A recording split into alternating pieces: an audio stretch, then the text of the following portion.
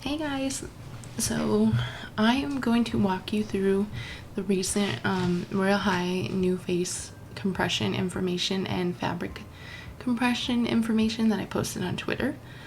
And last year, I'm sorry, I must be really tired.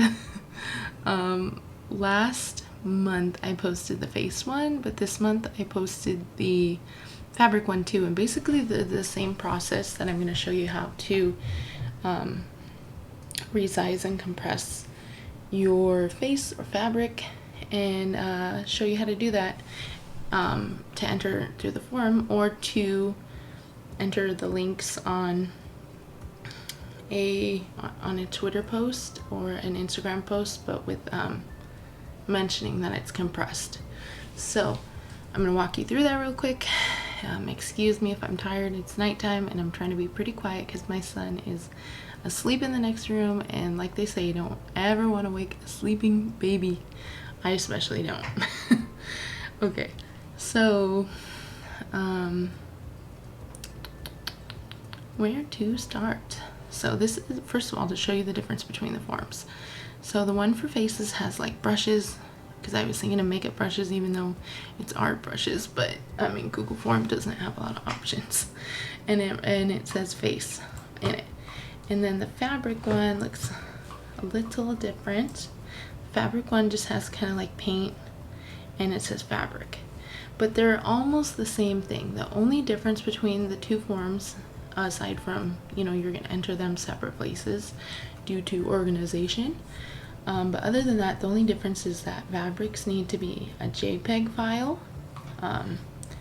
and faces need to be a PNG file, so a transparent file, so that it looks good on all skin tones, for all Roblox players in Royale High. So basically the forms look almost exactly the same, and they ask you the same thing. The first one asks you for a credit name, the name of your face, and your face decal link, mention of if it's compressed, etc., and a file upload option. So you don't have to do that, but if you would rather, instead of entering all the information in this first one, you can enter a file that has those links and that information. Same thing for the fabrics. Oopsies. The only thing is that the fabrics aren't named, so you would just put your credit name and mention of if it's compressed. And what you can do, because some people were asking, does this mean that the Twitter hashtags or Instagram hashtags are no longer needed? No, you could still keep doing it on there, because I know a lot of people who post this stuff really want the community to see it, not just, you know, it's kind of like a way to share your art with the community other than just, you know, in the fabric category or face category. So you could still keep using it. Just make sure if you're using the RH pattern concept hashtag or the for the faces, it's not on here, but oh, there it is, KRH faces. Just make sure if you're going to do that, that you mention somewhere on the post if it's compressed or not, because I'll only be looking at the ones that are compressed. So moving along, I recently found this picture of cheese on Bixabay and I'm just gonna work with this. It has transparent on the background, and I'm gonna show how to resize it and compress it. And so this one's free for commercial use, so don't worry, I'm not copying anyone's art. Because that is a no-no. Please do not do that. Only submit your own original work, okay? So the site that one of the sites that I linked is called redketchup.io, and it actually can do a lot of things. So I already saved that cheese picture, and let's see, I can delete this because I already went through it once. I'm gonna add the image and delete this because I already went through that too. Okay, so right now it's in a PNG. So this first run through is gonna be if it was makeup, since it's PNG. So I added my image. I go to resize to exact dimensions, and I'm gonna put 420 by 420 to make sure that it's pretty small so that it's not too laggy. There we go. All right, so then what I would do from there, it's gonna resize the pixels, and what I would do from there is download all. So you could do multiple on this site. If you have multiple, it'll run it through all of them at one time. And in this case, it just looks like a regular file because it's one.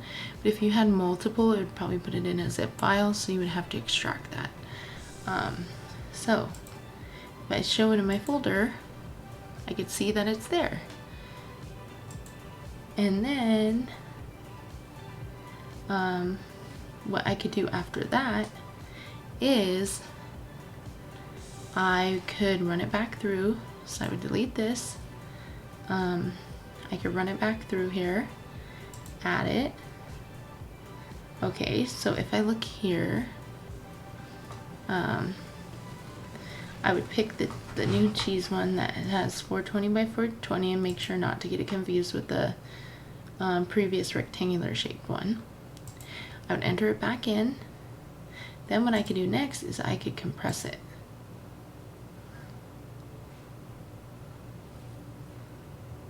And then after I would click process batch, and this is actually the old one I forgot to delete. But if you could look at it, it shows the dimensions. It shows it's 420 by 420 pixels. Then it shows that it's PNG, the format, and then it shows that the file size was reduced. So those are all good things, and I could click download it, and then that is ready to go. So then from there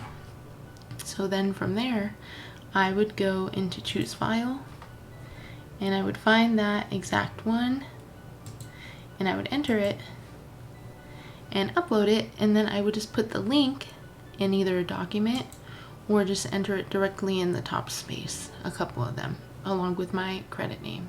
So that's just how you're gonna do that, and we're hoping as developers that this will really help reduce lag by doing it this way. The main concern I would say for you guys is that with moderation, sometimes Roblox will like block something that isn't bad. I mean, it's good in the case when it does something that is inappropriate, but a lot of the times it'll do things that aren't.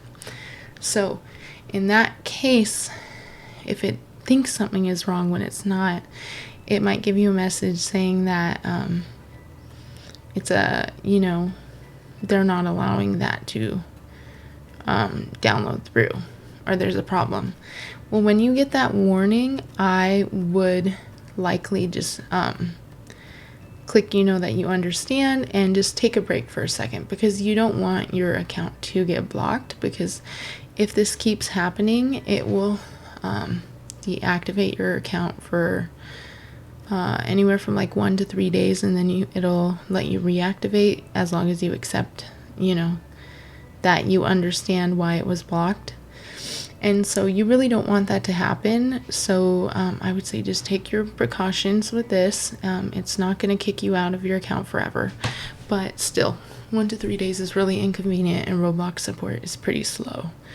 So take your precautions with this. And if you get a warning, I would say just wait till the next day, because this is to try to re-upload it, and maybe even name it a slightly different name, because sometimes certain names are tagged.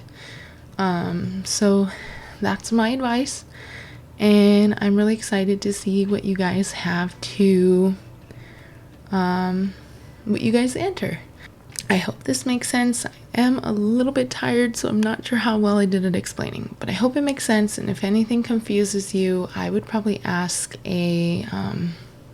one of your fellow, community friends who might be entering faces or fabrics, to ask them how they're doing it, and they could probably give you advice that might be a little more clear than this video if you're confused. And hopefully that works out. So we'll see. Pretty soon I'm going to post a video about the stories. So I'll be seeing you guys soon.